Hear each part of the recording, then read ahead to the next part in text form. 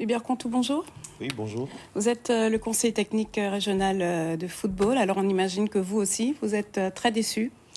Oui, déçu en fait par le résultat, mais en fait, je crois que quelque part, nous on s'y prépare un tout petit peu, compte tenu des éléments négatifs qui tournaient autour de la sélection en termes de récupération. Je parlais distance dans le voyage, absence de 3 éléments conséquents, récupération difficile. Je crois que le parcours, effectivement, comme l'a dit Roy tout à l'heure, il est relativement honorable.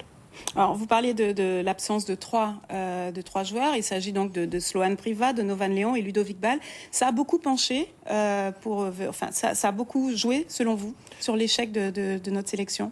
Je pense que oui, parce que compte tenu de leur expérience, ils ont l'habitude du haut niveau, ils ont l'habitude de jouer devant 30-40 000 personnes. Donc ça veut dire que en termes de gestion du stress, gestion des émotions, ils sont avertis. Sloan Priva qui avait notamment marqué 2 buts.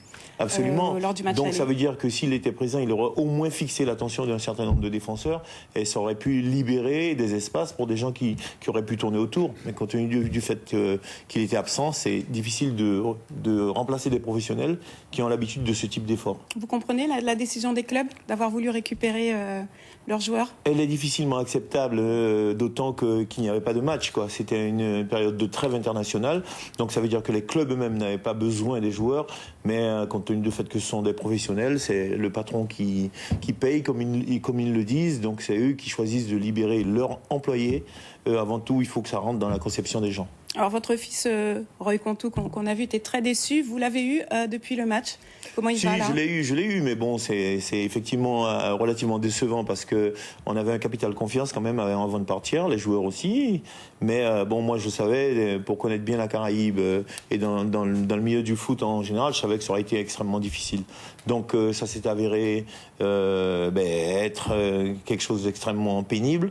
Il y a eu des joueurs nouveaux qui sont rentrés dans l'équipe adverse, mais qui eux-mêmes sont des professionnels. Donc ils ont l'habitude de ce type d'effort. Et 2 matchs en 4 jours, c'est extrêmement difficile à gérer. Ils étaient en Coupe du Monde, hein. C'est pas n'importe quelle équipe. Et puis ils ont l'habitude d'avoir des entraînements, leur permettant de réagir pour cette violence dans l'effort, cette intensité dans l'effort. Donc nous, on n'y était pas totalement préparés. Alors Hubert Contou, on a envie de dire et maintenant, c'est la première fois que notre sélection arrive aussi loin. On a envie que ce ne soit pas qu'une fois et plus rien derrière. Alors, est-ce qu'on peut envisager qu'il y ait un pôle espoir régional qui se crée en Guyane? Qu'est-ce qui va se passer maintenant? C'est une décision politique à prendre maintenant. Votre question est tout plein de sens.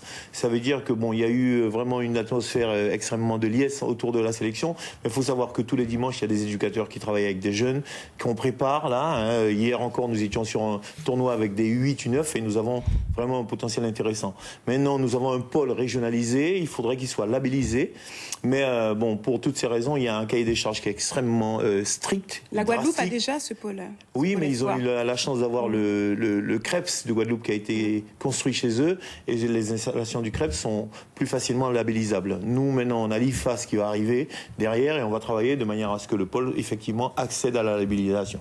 Vous pensez déjà à la Gold Cup 2016 ? Absolument, parce que je crois qu'on se rapproche de plus en plus. Vous avez remarqué, de plus en plus, il y a des entraîneurs aussi avant qui ont commencé un travail. Il y a des joueurs qui ont commencé un travail. Donc le travail va continuer. Je pense que dans les années qui viennent, nous serons aptes à aller directement, non pas en passant par des barrages, mais à se qualifier de manière directe pour cette Gold Cup. Hubert Contou, merci d'avoir réagi dans ce Midi Guyane. C'est moi qui vous remercie.